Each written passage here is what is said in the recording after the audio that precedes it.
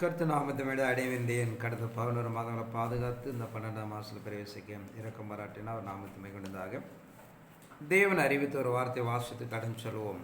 ஏசாயா தீர்க்கதரிசி 60ஆம் அதிகாரம் 1 - 5 வரைக்கும் வாசிப்போம். எழுந்து பிரகாசி, உன் ஒளி வந்தது, கர்த்தருடைய மகிமை உன்மேல் உதித்தது. இதோ இருள் பூமியையும் காரிருள் ஜனங்களையும் மூடும். ஆனாலும் உன்மேல் கர்த்தர் உதிப்பார், அவருடைய மகிமை உன்மேல் காணப்படும். உன் வெளிச்சத்தினிடத்திற்கு ஜாதிகளும் உதிக்கிற உன் ஒளியினிடத்திற்கு ராஜாக்களும் நடந்து வருவார்கள். சுற்றிலும் உன் கண்களை ஏறெடுத்துப்பார், அவர்கள் எல்லாரும் ஏகமாய் கூடி உன்னிடத்திற்கு வருவார்கள். உன் குமாரர் தூரத்திலிருந்து வந்து உன் குமாரத்திகள் உன் பக்கத்திலே வளர்க்கப்படுவார்கள். அப்பொழுது நீ அதை கண்டு ஓடி வருவாய், உன் இருதயம் அதிசயப்பட்டு பூரிக்கும். கடற்கரையின் திரளான கூட்டம் உன் வசமாக திரும்பும். தெய்வத்து நாமத்தை மைக்கமுள்ளதாக ஏசாயா தீர்க்கதரிசி முழுவதுமே கடைசி காலத்தில் காணப்படும் திருச்சபை, 1000 வருஷ அரசாட்சி, நித்திய வாழ்க்கை, புதியவன புதிய பூமி சார்ந்த விஷயங்கள். இங்கே சொல்லப்படுற எழும்பி பிரகாசி, உன் ஒளி வந்தது, கர்த்தருடைய மகிமை உன் மேல் உதித்தது. இங்கே யார் சொல்லுகிறான்னு பார்த்தீங்கன்னா, தன் கடைசி காலத்தில் காணப்படுகிற மனவாட்டியை சொல்லுகிறார். இதோ இருள் பூமியையும் காரிருள் ஜனங்களையும் மூடும். ஆனால் உன்மேல் கர்த்தர் உதிப்பார், அவருடைய மகிமை உன்மேல் காணப்படும். உன் வெளிச்செடுத்திற்கு ஜாதிகளும் உதிக்கிற உன் ஒளித்திருக்கும் ராஜாக்களும் நடந்து வருவார்கள் என்று இங்கே திருச்சபையை எழுந்து பிரகாசிக்கப்பட வேண்டும். அப்படி பிரகாசிக்கப்படும் போது அந்த காலத்தை ஒப்பிடுகிறார். இந்த பூமி ஒரு பெரிய காரிருளாக மூடினாலும் தேவனுடைய மகிழ்மை உன்மேல் உதிக்கும். இந்த பூமியில் இருக்கிற ராஜாக்களும் ஜாதிகளும் ஜனங்களும் உன்னிடத்தில் ஓடி வருவார்கள் என்று இங்கே சொல்லப்படுவதாக பார்க்கிறோம். இப்போ முதலாவது நாம் பார்க்க போகிற விஷயங்கள், எழும்பி நாம் எப்படி பிரகாசிக்கப்பட வேண்டும், அப்படி எழும்பி பிரகாசிப்பதற்கு நாம் என்ன செய்யப்பட வேண்டும் என்பதை நாம் நினைவு கூறப்போகிறோம். ஆனால் இறைமாருக்கு நாம் நடைமுறைப்படுத்துகிற இந்த பூமிக்குள்ளாக எழும்பி பிரகாசிக்கக்கூடிய ஒரு வாழ்க்கை என்பது பொது பாவம் இல்லாமல் ஒரு வாழ்க்கை, ஒரு பரிசுத்தத்தை தான் இறைமார்க்கு நீங்கள் பார்த்தீங்கன்னா எழும்பி பிரகாசிக்கப்பட வேண்டும்னு சொல்லுகிறது. ஏன்னா ஆதி முதல் இறைமார்க்கு வலியுறுத்துகிற பிரகாரம் பரிசுத்தத்தை மையப்படுத்துகிறது. 1:15-14 பார்த்தீங்கன்னா அவர் பரிசுத்தராக இருக்கிறார், நீங்கள் எல்லாவற்றிலும் பரிசுத்தராக இருங்கள் என்று சொல்லப்படுவதாக பார்க்கிறோம். இந்த வேதத்தின் முழு தன்மையை மனிதன் பிரகாசிக்கப்பட வேண்டும். எதை சார்ந்தன்னு பார்த்தீங்கன்னா தேவனுடைய வசனத்தை அச்சடமாக தரித்து கொண்டு ஒரு பரிசுத்த சந்ததியாக நீ பரிசுத்த அலங்காரத்தோடு கர்த்தரை தொழுது கொள் என்று சொல்கிறான். இப்போ தேவன் எதிர்பார்க்கிற பிரதான விஷயம் என்னன்னா பரிசுத்தம். இந்த பரிசுத்தத்தை எப்படி அடைவது, எதை சார்ந்து கடந்து போகுது என்ற ஒரு சில வார்த்தை நாம் தியானம் செய்து நாம் கடந்து சொல்லுவோம். அப்போஸ்தலர் 2ஆம் அதிகாரம் 38 வாசிப்போம்.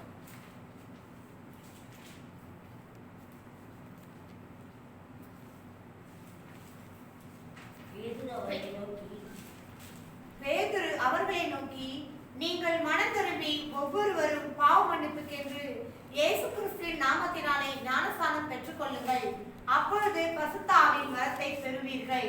வாக்குத்தத்தமானது உங்களுக்கும் உங்கள் பிள்ளைகளுக்கும் நம்முடைய தேவனாகிய கர்த்தர் வரவழைக்கும். பேதுரு அவரை நோக்கி, நீங்கள் மனம் திரும்பி ஒவ்வொருவரும் பாவ மன்னிப்புக்கென்று இயேசு கிறிஸ்து நாமத்தினாலே ஞானஸ்நானம் பெற்றுக்கொள்ளுங்கள், அப்போது பரிசுத்த வரத்தை பெறுவீர்கள். இறைமார்க்கணம் நடைமுறைப்படுத்துகிற ஜென்ம பாவம், கர்ம பாவம் என்று சொல்லப்படுகிற இந்த பாவத்திலிருந்து விடுதலையாக்குவதற்கு 3ஆம் 4ஆம் தலைமுறைக்கு தன் பாவங்கள் விசாரிக்கப்படுகிற நிலைப்பாடுகளை ஒரு மனிதன் பார்த்தீங்கன்னா, நீங்கள் மனம் திரும்பி ஒவ்வொரு பாவ மன்னிப்பு என்று இயேசு நாமத்தை ஞானஸ்நானம் பெற்றுக்கொள்ளுங்கள். முதலாவது நம்முடைய அக்கிரம பாவத்தில் மறித்திருக்கிற இந்த உலக வாழ்க்கையில் இருக்க நாம எல்லாம் ஃபஸ்ட்டு இதிலிருந்து வேதத்துக்கு நேராக தேவனுடைய வார்த்தைக்கு நேராக ஃபஸ்ட்டு மனம் திரும்பப்பட வேண்டும். ரெண்டாவது பார்த்தீங்கன்னா பாவங்கள் மன்னிக்கப்படுவதற்கு இயேசு நாமத்தை ஞானஸ்நானம் பெற்றுக்கொள்ளுங்கள். இதன் அடிப்படையில் தான் முதலாவது பரிசுத்தத்தில் நாம் காலெடுத்து வைக்க முடியும் என்று சொல்கிறது. அதனால் நம்முடைய அக்கிரமும் பாவமும் நிவர்த்தி செய்வதற்கு முதலாவது மனம் திரும்பப்பட வேண்டும். ரெண்டாவதாக நாம் சொல்லப்படுகிற இயேசு நாமத்தை ஞானஸ்நானம் பெற்றுக்கொள்ளப்படும் போது நான் பாவங்கள் மன்னிக்கப்படுகிறது. அடுத்தபடியாக சொல்லுகிற பிரகாரம் ஒரு ஆவிக்கிற நிறைவு, தேவ ஆவியானவர் பெற்று ஒரு ஆவிக்குற நிறைவை நாம் அடைய வேண்டும் என்று இறைமார்க்கம் சொல்லப்படுகிறது. 2 கொரிந்தியர் 3ஆம் அதிகாரம் 17-18 வாசிப்போம். கர்த்தரே ஆவியானவர், கர்த்தருடைய ஆவி எங்கேயோ அங்கே விடுதலையும் உண்டு.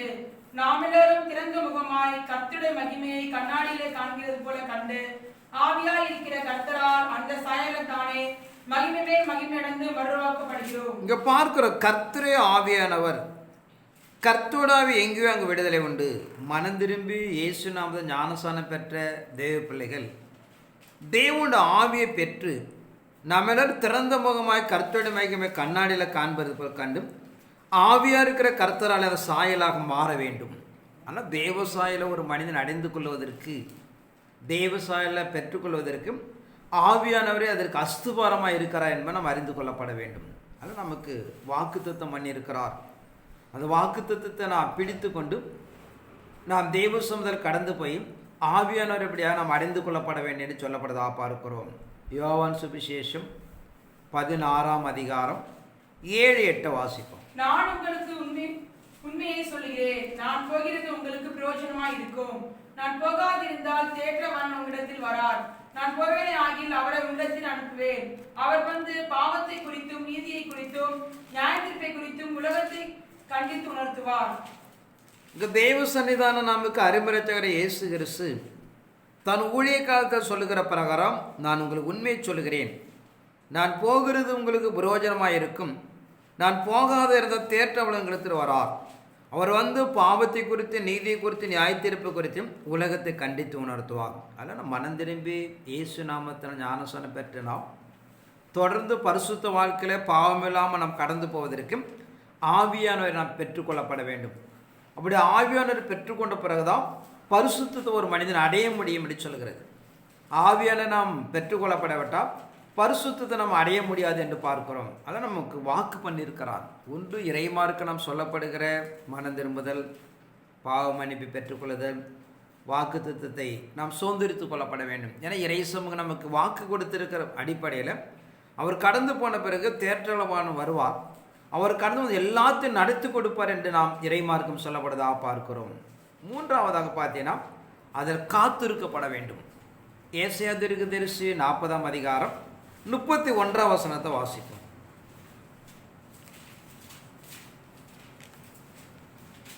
கர்த்தருக்கு காத்திருக்கிறவர்களோ புது பலன் அடைந்து கழுகுகளைப் போல செட்டைகளை அடித்து எழும்புவார்கள். அவர்கள் ஓடினாலும் இளைப்படையார்கள், நடந்தாலும் சோர்ந்து போவார்கள். இங்கே ஏசாயா பக்தர் நமக்கு அறிவிக்கிற பிரகாரம் கர்த்தருக்கு காத்திருக்கிறவர் புது பலனடைந்து கழுகை போல சட்டைகளை அடித்து எழும்புவார்கள். அவர் ஓடினாலும் இளைப்படையார்கள், நடந்தாலும் சோர்ந்து போகார்கள். ஆனால் மூன்றாவதாக நமக்கு நடைமுறைப்படுத்துகிற தேவ சமூகத்தில் காத்திருக்கப்பட வேண்டும். மனம் திரும்பி ஞானசானம் பெற்று பரிசுத்தத்தை பெற்று நாம் தேவ சமூகத்தில் காத்திருக்கப்படும் போதுதான் ஒரு பலன் அடைய முடியும். அப்போஸ்தலர் நடவடிக்கை 1ஆம் அதிகாரம் 5-8 வரைக்கும் வாசிப்போம்.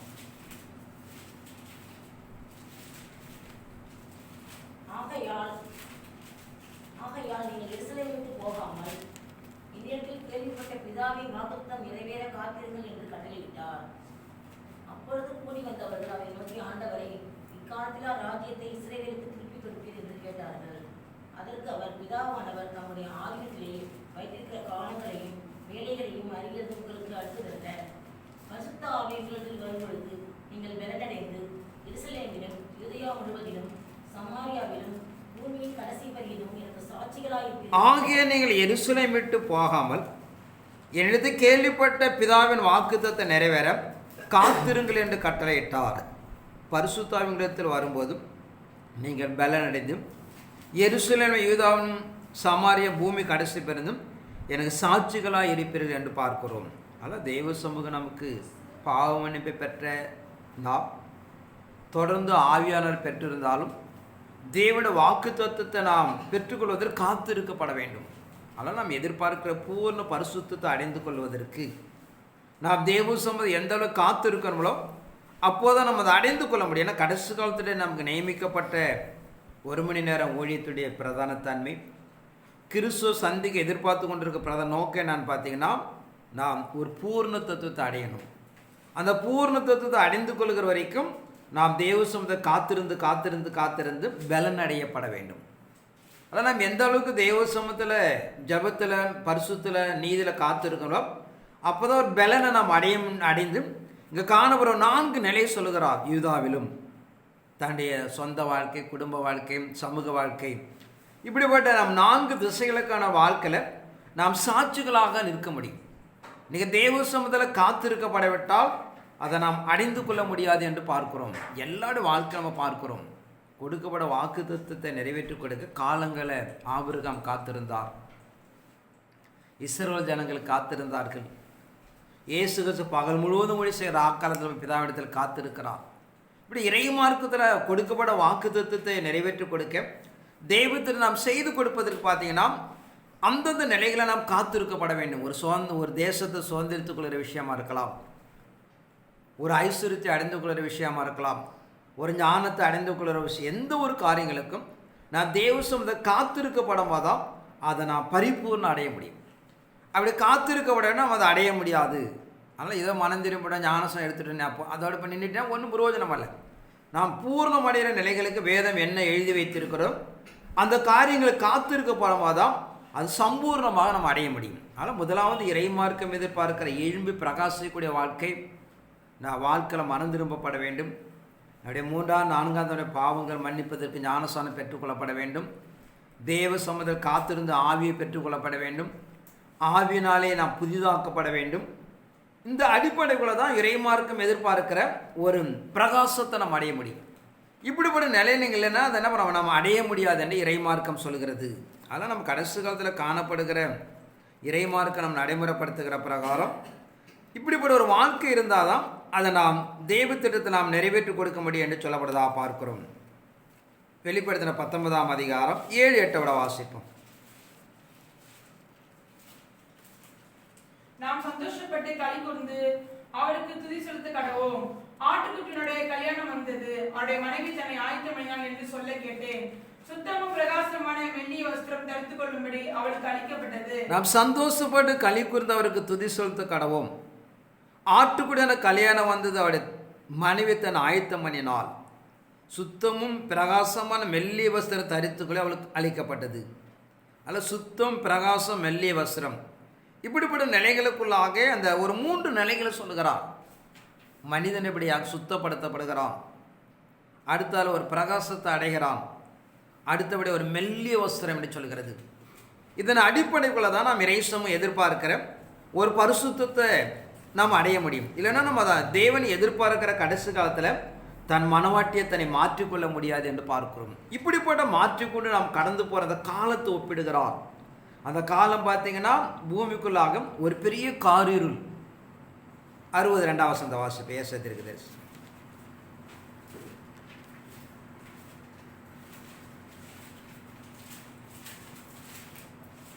இதோ இருள் பூமியையும் காரிருள் ஜனங்களையும் மூடும், ஆனாலும் உன்மேல் கர்த்தர் உதிப்பார், அவருடைய மகிமை உன்மேல் காணப்படும். இதோ இருள் பூமியையும் காரிருள் ஜனங்களை மூடும், ஆனால் உன்மேல் கர்த்தர் உதிப்பார். அதான் சொல்லக்கூடிய அந்த சம்பவத்தை பார்த்தீங்கன்னா இருள் என்று சொல்லுகிறான். காரிருள், அமாவாசையை புழிஞ்ச எவ்வளவு கருப்பாக இருக்குமோ அதே போல் சொல்லுகிறார். இருள் என்பது வேற, காரிருள். இப்படிப்பட்ட இந்த பூமியை ஜனங்களை மூடும், ஆனால் உன்மேல் கர்த்தர் உதிப்பார், அவருடைய மகிமை உன்மேல் காணப்படும் என்று சொல்கிறது. பொதுவாக எதை வேணாலும் எடுத்துக்கொள்ளலாம். பாவத்தை எடுத்துக்கொள்ளலாம், ஆபத்தை எடுத்துக்கொள்ளலாம், விபத்தை எடுத்துக்கொள்ளலாம், வியாதி எடுத்துக்கொள்ளலாம், வானத்து வருகிற ஆபத்தை எடுத்துக்கொள்ளலாம். இப்படிப்பட்ட இந்த பூமியில் பார்த்தீங்கன்னா இருள் மாத்திரமல்ல, ஒரு பெரிய காரிருள். அப்படிப்பட்ட காரிருள் இந்த பூமியை மூடும், ஆனால் உண்மையில் கர்த்தர் உதிப்பார் என்று சொல்கிறது. இதை நாம் இறைமார்க்கில் எதிர்பார்க்கிறேன். யாத்திராகம் 10ஆம் அதிகாரம் 21 23 வரைக்கும் வாசிப்போம்.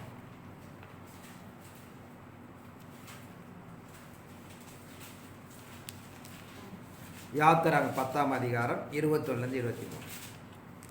அப்பொழுது கர்த்தர் மோசேயை நோக்கி, தடவிக் கொண்டிருக்கத்தக்கதான இருள் எகிப்து தேசத்தின் மேல் உண்டாகும்படிக்கு உன் கையை வானத்திற்கு நேராக நீட்டு என்றார். மோசே தன் கையை வானத்திற்கு நேராக நீட்டினான். அப்பொழுது எகிப்து தேசம் எங்கும் 3 நாள் மட்டும் காரிருள் உண்டாயிற்று. 3 நாள் மட்டும் ஒருவரை ஒருவர் காணவும் இல்லை, ஒருவரும் தங்களிடத்தை விட்டு எழுந்திருக்கவும் இல்லை. இஸ்ரவேலர் புத்திரர் யாவருக்குமே மேல் அவர்கள் வாசஸ்தலங்களிலே வெளிச்சம் இருந்தது. இங்க பார்க்கிறோம், மோசே தன் கையை வானத்து நேராக நீட்டினான். அவள் எகிப்து தேசம் எங்கும் 3 நாள் மட்டும் ஒரு பெரிய காரில் உண்டாயிற்று. 3 நாட்டும் ஒருவரை காணவில்லை, ஒருவரும் தம்மிடத்தில் விட்டு எழுந்திருக்கும் இல்லை. இஸ்ரவேல் புத்திரருக்கு மாத்திரம் ஒரு பெரிய வெளிச்சம் உண்டாயிற்று. எகிப்து தேசம் முழுவதும் பெரிய காரில் ஒருவரும் நேருக்கு நேராக பார்க்க முடியல. இதனை வேத வியாக்கியனை எடுத்துக்கொண்டீங்கன்னா ஒருவருக்கு உதவி செய்ய முடியாத காலம் அப்படி எடுத்துக்கொள்ளலாம். ஒரு பெரிய ஆபத்து காலம், இப்போ கொரோனா காலமெல்லாம் எடுத்துக்கொள்ளலாம். ஒருவருக்கு உதவி செய்ய முடியாமல் காலம். அது கொரோனா காலத்தோட டாக்டர் வந்து சேவை செஞ்சாங்க. இங்கே ஒருவரை நேருக்கு நேரம் பார்க்க முடியல, தாயார் பிள்ளையாருன்னு பார்க்க முடியல. அப்படி ஒரு பெரிய காரிருள் இந்த பூமியை சூழ்ந்து கொண்டது. இஸ்ரவேல் ஜனங்களுக்கு மாத்திரம் தேவனுடைய வெளிச்சம் உண்டாயிற்று என்று பார்க்கிறோம். யாத்திரா 13ஆம் அதிகாரம் 21-22 வாசிப்போம்.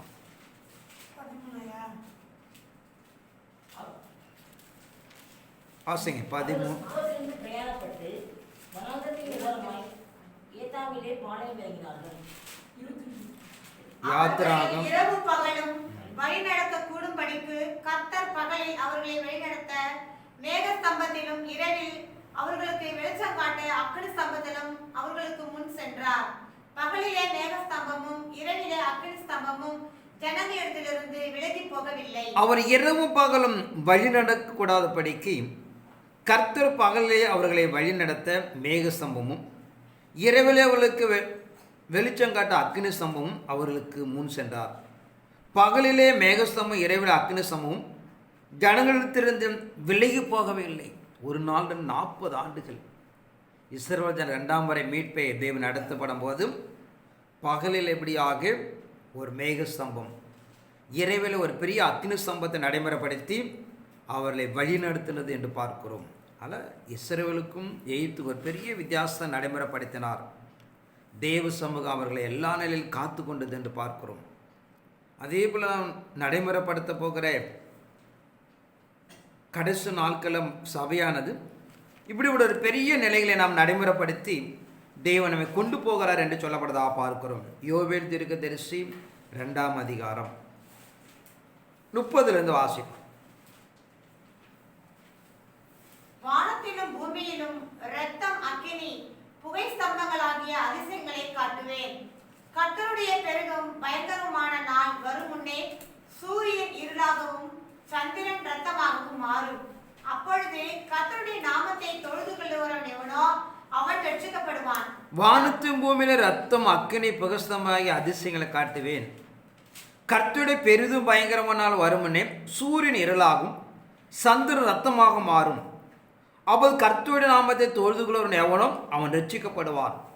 கர்த்தர் சொன்னபடி சீயோன் பருவத்திலும் எருசலேமிலும் கர்த்தர் வரும் வரைக்கும் மீதியாயிருப்பிடத்திலே ரட்சிப்பு உண்டாயிருக்கும். அல்ல இஸ்ரவேல் ஜனங்களை எகிப்திலிருந்து மீட்டு வந்தது போல மீண்டும் கடைசி காலத்தில் இயேசு கிறிஸ்து வருகைக்கு முன்பாக இந்த வானம் சமுத்திர பூமியெல்லாம் ஒரு பெரிய இருளாக மாறப்போகிறது.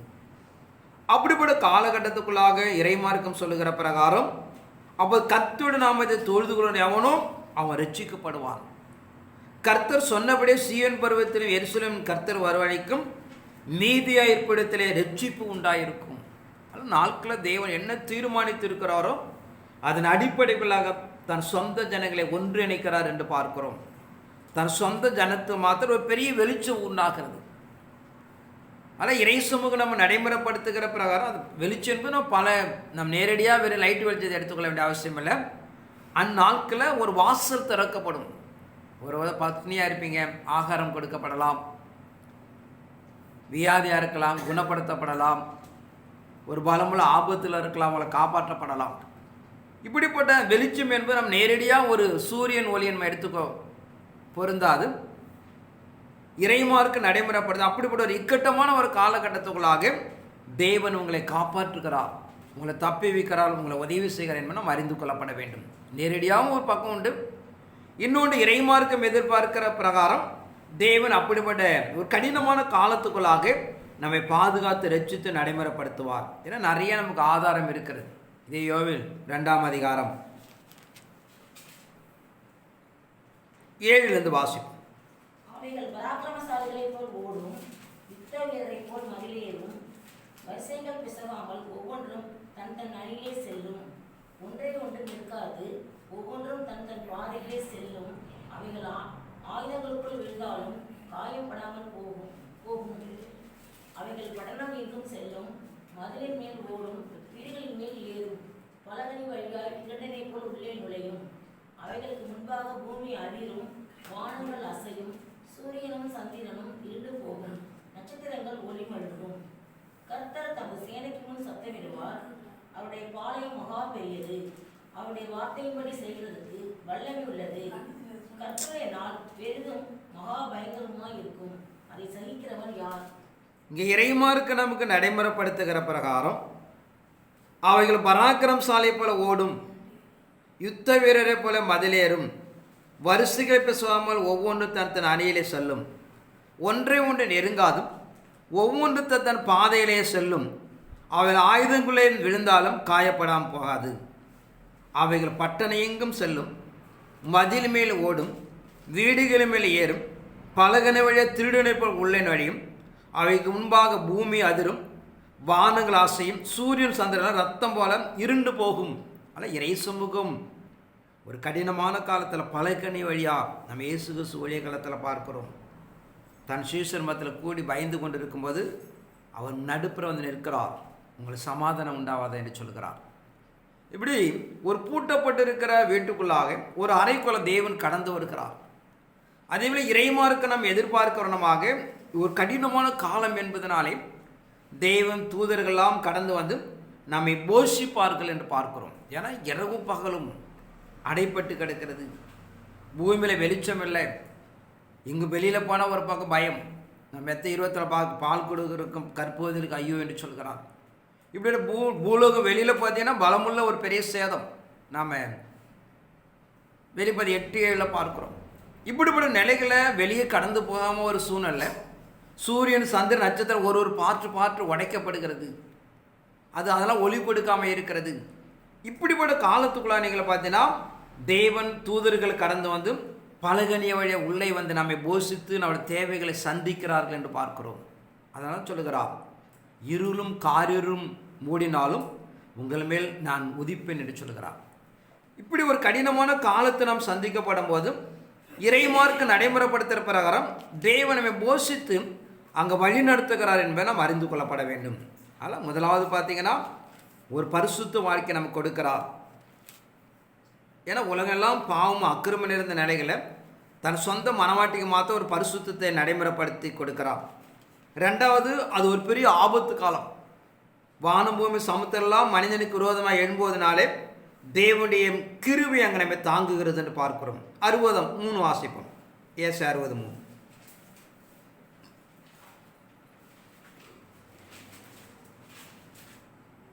உன் வெளிச்சத்தினிடத்திற்கு ஜாதிகளும் உதிக்கிற உன் ஒளியினிடத்திற்கு ராஜாக்களும் நடந்து வருவார்கள். உன் வெளிச்சத்திடத்திற்கு ஜாதிகளும் உதிக்கிற உன் ஒளியிடத்திற்கு ராஜாக்களும் நடந்து வருவார்கள். நீ புறம்பாக்கப்பட்ட, தள்ளப்பட்ட, ஒதுக்கப்பட்ட, கொலைக்கு நியமிக்கப்பட்டிருக்கத்தான் மனவாட்டியானவள். அந்த நாட்கள் 3வது சொல்கிறார், இந்த பூமியில் இருக்கிற ராஜாக்களும் ஜனங்களும் உன்னிடத்திற்கு நடந்து வருவார்கள் என்று சொல்லி. மீகா தீர்க்கதரிசி 7ஆம் அதிகாரம் 11 வாசிக்கும். உன் மதில்களை எடுப்பிக்கும் நாள் வருகிறது. அந்நாளிலே பிரமாணம் வெகு தூரம் பரவி போகும். அந்நாளிலே அசிரியா முதல் எகிப்தின் பட்டணங்கள் வரைக்கும், எகிப்து முதல் நதி வரைக்கும், ஒரு சமுத்திரம் முதல் மறு சமுத்திரம் வரைக்கும், ஒரு பர்வதம் முதல் மறு பர்வதம் வரைக்கும் உள்ள ஜனங்கள் இன்றிடத்திற்கு வருவார்கள். ஆனாலும் தன் குடிகளின் மித்தமும் அவர்கள் கிரிகளுடைய பலன்களின் மித்தமும் தேசம் பாழாயிருக்கும். உன் மதில்கள் எடுப்புக்கு நாள் வருகிறது. அதனால பிரமாண வெகு தூரம் பரவி போகும்.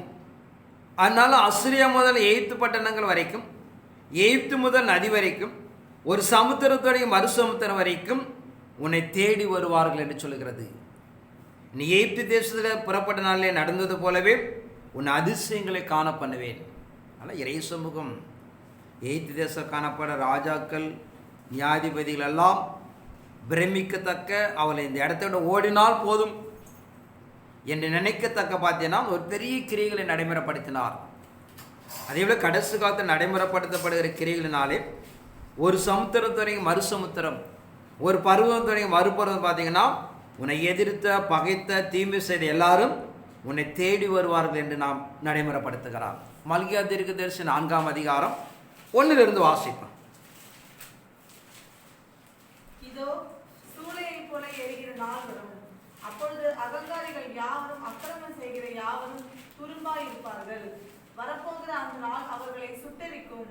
அது அவர்களுக்கு ஓரையும் கொப்பையும் வைக்காமல் போகும் என்று சேனைகளின் கர்த்தர் சொல்லுகிறார். ஆனாலும் என் நாமத்துக்கு பயந்திருக்கிற உங்கள் மேல் நீதியின் சூரியன் உதிக்கும். அதன் சட்டைகளின் கீழ் ஆரோக்கியம் இருக்கும்.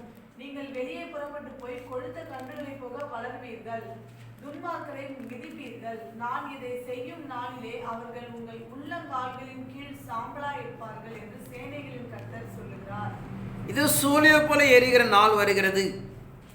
அப்போது அகங்காரிகள் யாவரும் அக்கிரமச்சர் யாவரும் துரும்பாய் இருப்பார்கள். வரப்போகிறதுனால் அவர்களை சுட்டெரிக்கும். அது அவர்களுக்கு வேரையும் கொப்பையும் வைக்காமல் போகும். ஆனால் என் நாமத்துக்கு பயந்து இருக்கிற நீதியின் சூரியன் உதிக்கும். அதன் சட்டைகளுக்கு ஆரோக்கியம் இருக்கும். நீங்கள் வெளியே புறப்பட கொழுத்த கன்றுகளைப் போல் வளருவீர்கள். துன்மார்க்கரை மிதிப்பீர்கள். நான் அதை செய்ய நாளிலே அவர்கள் உங்கள் உள்ளங்கால் கீழே சாம்பலாக இருப்பார்கள். ஆனால் இறைமார்க்கு நமக்கு சொல்லுகிற பிரகாரம் 11ஆம் மணி நேரம் ஊழியம் என்று சொல்லுகிற ஒரு பலமுள்ள ஒரு 3 ஆண்டு காலம் மனவாட்டி தன்னை ஆயத்தப்படுத்துகிற நாட்களில் தன் மனவாட்டிக்கு முன்பாக பூமியில் இருக்கிற ராஜாக்கள் ஜனங்கள் எல்லாம் அழிக்கப்படுவார்கள். என் ஜனத்தில் மத்தியில் அப்படியே ஒரு நீதியின் சூரியன் உதிக்கும்.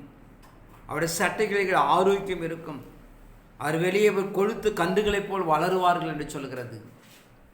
ஆனால் இந்த கோசின் படத்தில் காணப்பட்ட இஸ்ரவேல் ஜனங்களுக்கும் எகிப்தியருக்கு ஒரு பெரிய வித்தியாசத்தை காமிக்கிறார். அங்கே நடைமுறைப்படுத்தப்பட்ட அத்தனை தேவனுடைய கோபாக்கன் எல்லாம் எகிப்து தேசம் முழுவதும் காணப்படுகிறது. தன்னை சொந்த ஜனமாகிய எபிரேயர்கள் மாத்திரம் அங்கே ஒரு தீங்கு காணப்படாமல் கர்த்தர் பாதுகாத்து கொண்டார் என்று பார்க்கிறோம்.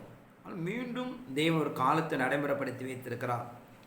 கடைசி காலத்தில் மனவாட்டிய பூமிக்குள்ளே மகிமைப்படுத்தப்படும் போது எகிப்தில் உண்டானது போல நான் மீண்டும் என் கிரியைகளை நடைமுறைப்படுத்தி ஒரு வித்தியாசத்தை காண்பிப்பேன் என்று சொல்லப்படுவதாக பார்க்கிறோம்.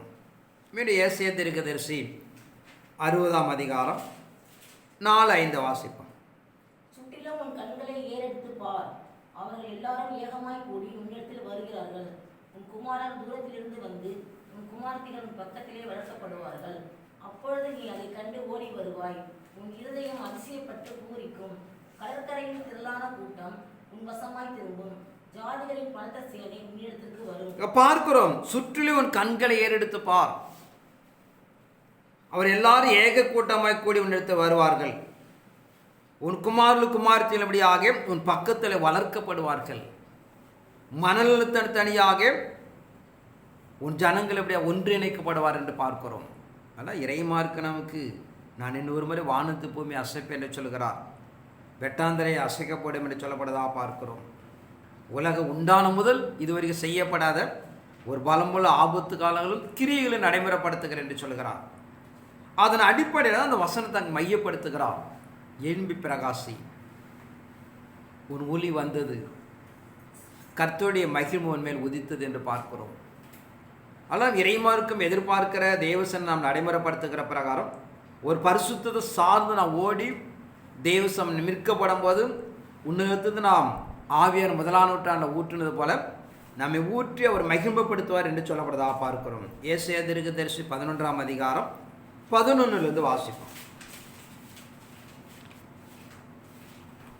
அக்காலத்திலே ஆண்டவர் அசீரியாவிலும் ஈட்டிலும் பத்ரோசிலும் எத்தியோப்பியாவிலும் பெர்சியாவிலும் சினேயாரிலும் ஆமாத்திலும் சமுத்திர தீவுகளிலும் தம்முடைய ஜனத்தின் மீதியானவர்களை மீட்டுக் கொள்ள திரும்ப 2ஆம் விசை தமது கரத்தை நீட்டி ஜாதிகளுக்கு ஒரு கொடியை ஏற்றி இஸ்ரவேலில் துரத்தண்டவர்களை சேர்த்து யூதாவில் சிதறடிக்கப்பட்டவர்களை பூமியின் 4 திசைகளில் இருந்து கூட்டுவார்.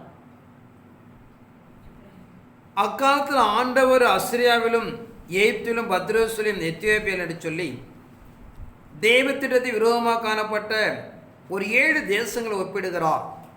2ஆம் விசை தன் கரங்களை நீட்டி ஒரு கொடியை கொடுத்து பூமியில் இருக்கிற 4 திசைகளிலும் தன் ஜனங்களை ஒன்றிணைப்பார் என்று பார்க்கிறோம். இறை மார்க்கத்தில் பார்த்தீங்கன்னா இந்த ஒளியெல்லாம் நான் நடைமுறைப்படுத்தலை. எகிப்திலிருந்து தன் சொந்த ஜனத்தை மாத்திரம் கொண்டு வருகிறார். இயேசு கிறிஸ்து பிறந்து தன் சொந்த ஜனங்களை மாத்திரம் ஒரு அற்புதங்களை செய்கிறார். 12 சீசர்கள் தேசத்திற்கான மேசியா தேவன் என்று அறிவித்துட்டு செத்து போனாங்க. இங்கே சொல்லுகிற விஷயம் பார்த்தீங்கன்னா, பூமியில் இருக்கிற 4 திசை ஜனங்களை ஒன்று இணைப்பேன் பல இடங்களில் சொல்லியிருக்கிறார். 2ஆம் விசை என்று சொல்லி ஒரு கொடியை கொடுத்து பூமியில் இருக்கிற எல்லா ஜனங்களும் 4 திசைகளிலிருந்து கூட்டுவார்.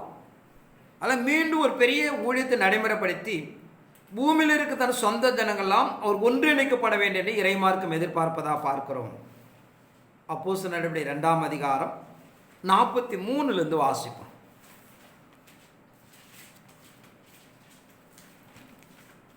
எல்லாருக்கும் பயம் உண்டாயிற்று. அப்போஸ்தலர்களாலே அநேக அற்புதங்களும் அடையாளங்களும் செய்யப்பட்டது. விசுவாசிகள் எல்லாரும் ஒருமித்திருந்து சகலத்தையும் பொதுவாய் வைத்து அனுபவித்தார்கள். காணியாட்சிகளையும் ஆஸ்திகளையும் விற்று ஒவ்வொருவருக்கும் தேவையானது தக்கதாக அவைகளில் எல்லாருக்கும் பகிர்ந்து கொடுத்தார்கள். அவர்கள் ஒருமனப்பட்டவர்களாய் தேவாலயத்திலேயே அனுதினமும் தரித்திருந்து வீடுகள் தோறும் அப்பம் விட்டு மகிழ்ச்சியோடும் கவனமில்லாத இருதயத்தோடும் போஜனம் பண்ணி தேவனை துதித்து ஜனங்கள் எல்லாரிடத்திலும் தயவு பெற்றிருந்தார்கள்.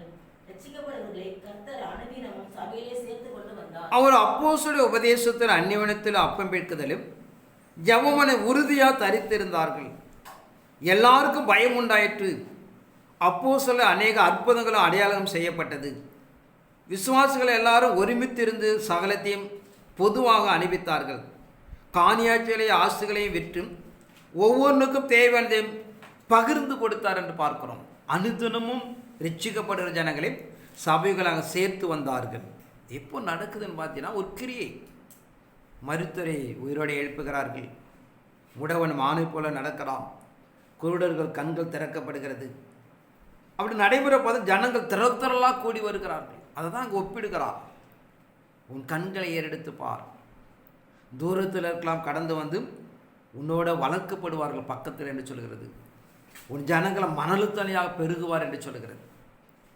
ஆனால் வேதத்தில் எழுதப்படுது வாக்குது இன்னும் நிறைவேறல. கடைசி காலத்தான் நிறைவேற்ற போகிறார். இது ஒரு முதலாம் நூற்றாண்டோட அப்படிலாம் நடக்கலை. ஒரு கிரியை நடந்தது. கொஞ்சம் நாட்கள் கடந்து போய் சத்தியத்தை அறிவிச்சு எல்லாம் மரணம் அடைந்தார்கள். வேதத்தில் எழுதப்பட்ட சொல்லப்பட்ட கிரியெல்லாம் இன்னும் நடக்கவே இல்லை.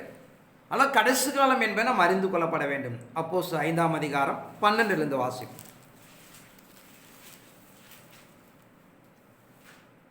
அப்போஸ்தலருடைய கைகளினாலே அநேக அடையாளங்களும் அற்புதங்களும் ஜனங்களுக்குள்ளே செய்யப்பட்டது. எல்லாரும் ஒருமனப்பட்டு சாலமோனுடைய மண்டபத்தில் இருந்தார்கள். மற்றவர்களில் ஒருவரும் அவர்களே கூட சேர துணியவில்லை. ஆகிலும் ஜனங்கள் அவர்களை மேன்மைப்படுத்தினார்கள். திரளான புருஷர்களும் ஸ்திரீகளும் விசுவாசம் உள்ளவர்களாகி கர்த்தரிடமாக அதிகமாய் சேர்க்கப்பட்டார்கள். விஞ்ஞானிகளை படுக்கைகளின் மேலும் கட்டில்களின் மேலும் கிடத்தி வேறு நடந்து போகையில் அவருடைய நிழலாகிலும் அவர்களில் சிலர் மேல் படும்படிக்கு அவர்களை வெளியே வீதிகளில் கொண்டு வந்து வைத்தார்கள். சுற்றுப்பட்டணங்களிலிருந்து திரளான ஜனங்கள் விஞ்ஞானிகளையும் அசுத்த ஆவிகளால் பாதிக்கப்பட்டவர்களையும் எருசலேமுக்கு கொண்டு வந்தார்கள். அவர்கள் எல்லாரும் குணமாக்கப்பட்டார்கள். பார்க்கிறோம், அப்போஸ்தலருடைய கைகளினாலே அநேக அடையாளங்கள் அற்புதங்கள் ஜனங்களுக்குள்ளே செய்யப்பட்டது. எல்லாரும் ஒருமனப்பட்டவர்களாக சாலமோனுடைய மண்டபத்தில் இருந்தார்கள். மற்ற ஒருவனும் அவர்களோட கூட சேர துணியவில்லை. திரளான புருஷரும் ஸ்திரீகளும் விசுவாசங்களாகி கர்த்தரிடமாக அதிகமாக சேர்க்கப்பட்டார்கள். பிணியாளுக்களே படுக்கையில் மேல் கட்டில் மேல் கிடைத்தி பேதுரு நடந்து போகிற இடத்துல நிழல் பட்டாவது குணமடைவார் என்று எண்ணினார்கள். அங்கே அடைந்தது என்று பார்க்கிறோம். அதில் இயேசு கிறிஸ்துடைய ஊழிய காலத்தை விட ஒரு பலமுள்ள ஊழியங்களை அப்போஸ் பேதுரு, பவுல், யோவான் செய்கிறார்கள்.